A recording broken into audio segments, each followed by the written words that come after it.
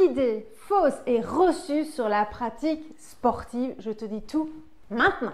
Première idée reçue, c'est qu'il faut minimum 45 minutes d'effort pour que ce soit efficace. Eh bien, je dis quoi? Faux! Alors, c'était avant qu'on disait ça. On l'a dit, ça a été une croyance populaire, mais qui n'est plus d'actualité. Parce que depuis, il y a de nouvelles méthodes d'entraînement qui sont sorties et qui ont été créées, dont le HIIT, High Intensive Interval Training, qui ont montré et prouvé qu'on peut être efficace même en 10 minutes seulement par jour.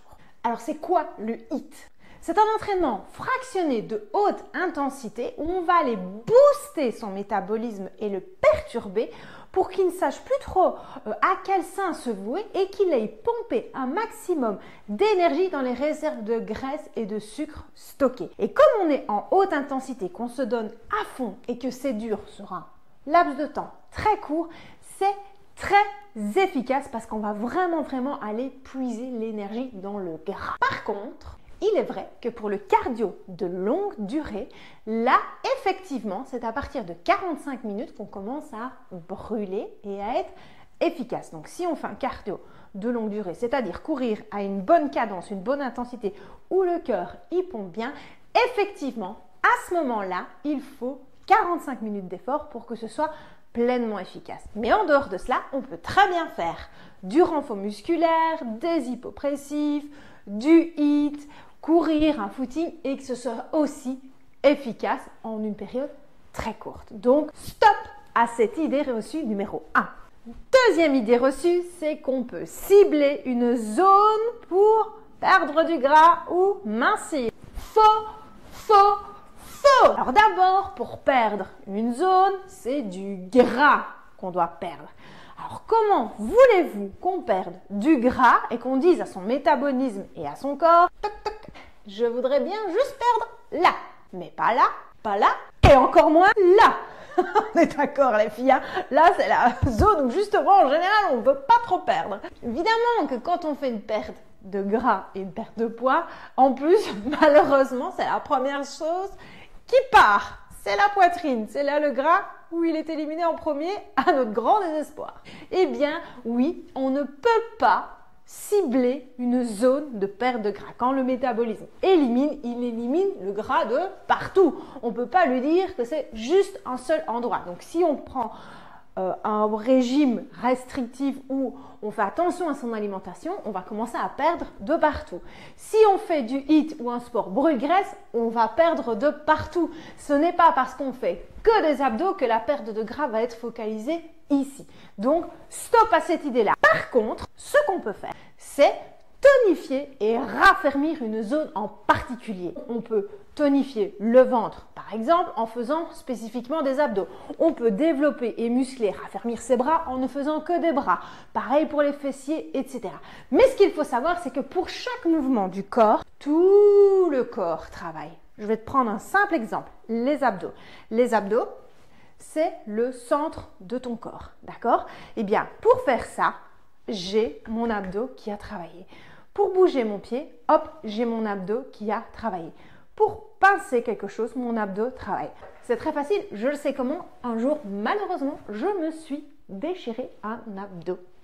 Et là, je me suis vraiment rendu compte que mes abdos, en fait, ils sollicitent tout mon corps. Donc, chaque mouvement de mon corps fait travailler mes abdominaux. Donc voilà, pour avoir quelque chose d'harmonieux, d'équilibré aussi, ça c'est essentiel, il faut travailler tout le corps.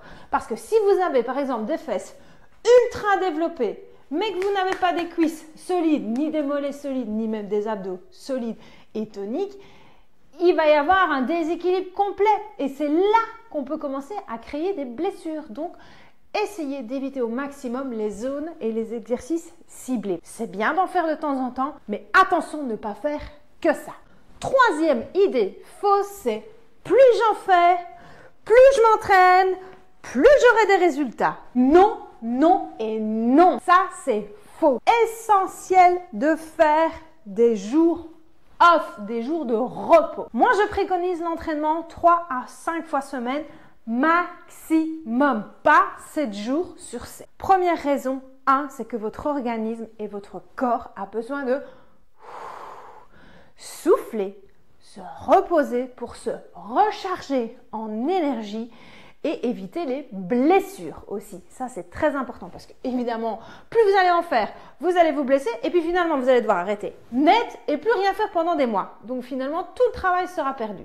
Donc, ça, c'est non, ok? On continue, on est régulier, on évite de se blesser et on s'octroie des périodes de repos. La deuxième chose aussi, ce qu'il faut savoir, c'est que si vous êtes tout le temps, à fond, à un moment donné, votre corps, il se lasse, il se fatigue et de lui-même, il ne va plus sortir de sa zone de confort et il ne va plus être dans la performance et dans le dépassement de soi.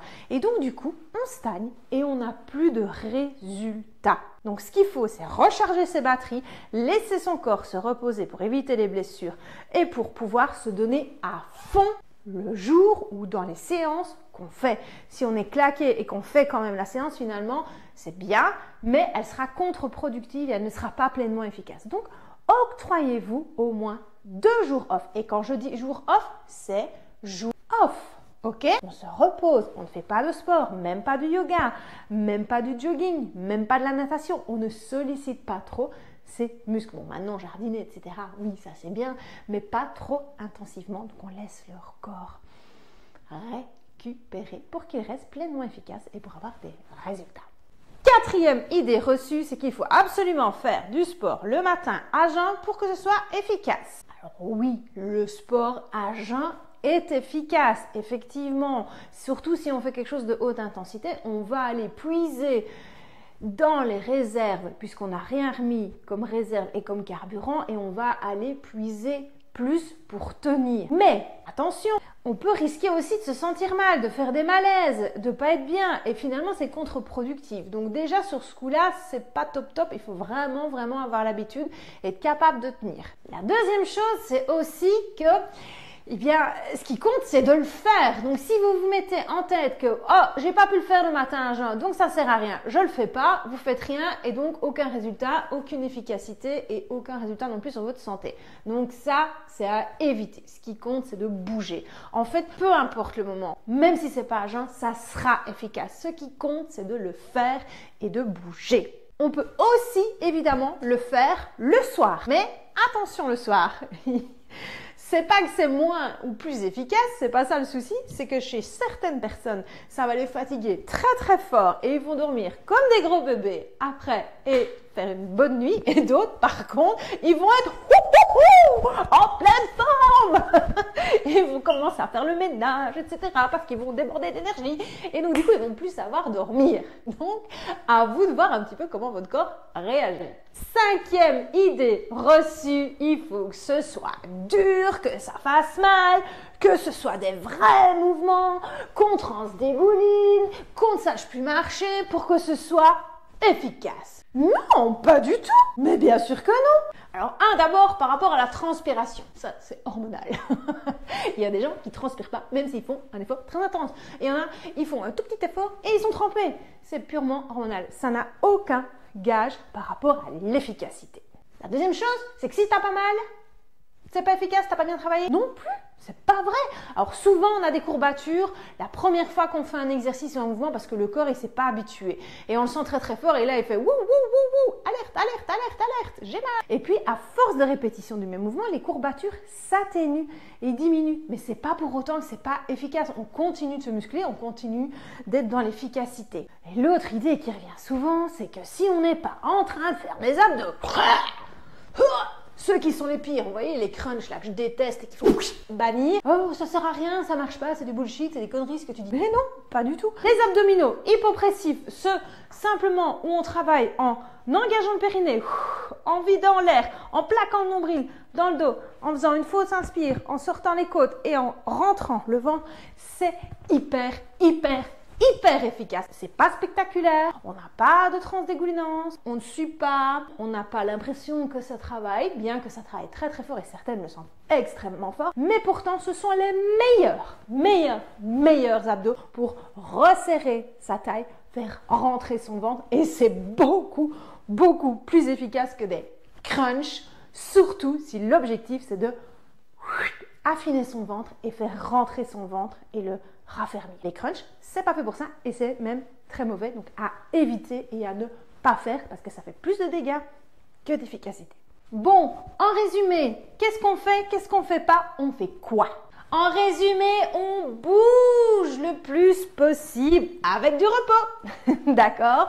Et on bouge, on met son corps en mouvement, on fait des séances pour sa santé, ne serait-ce même que 10 minutes par jour, c'est efficace, surtout si on ne fait rien avant et si on n'a jamais rien fait, 10 minutes, c'est top. On fait ça de manière régulière, avec des jours off. Pas besoin que ce soit impressionnant, pas besoin spécialement que ça fasse mal et que ce soit hyper dur pour être efficace. Pas besoin non plus que ce soit à jeun. On fait ça quand on a le temps, quand on en a envie et quand ça se présente. Et puis aussi, l'essentiel, c'est quoi? C'est de bouger et de se faire plaisir et qu'on sente les effets sur son corps. C'est surtout ça l'essentiel, non?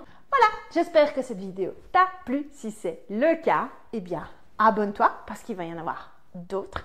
Like, commente, partage. Et puis moi, je te dis à bientôt pour une prochaine vidéo de conseils et pourquoi pas sur ma plateforme Be Fit Good. Bye!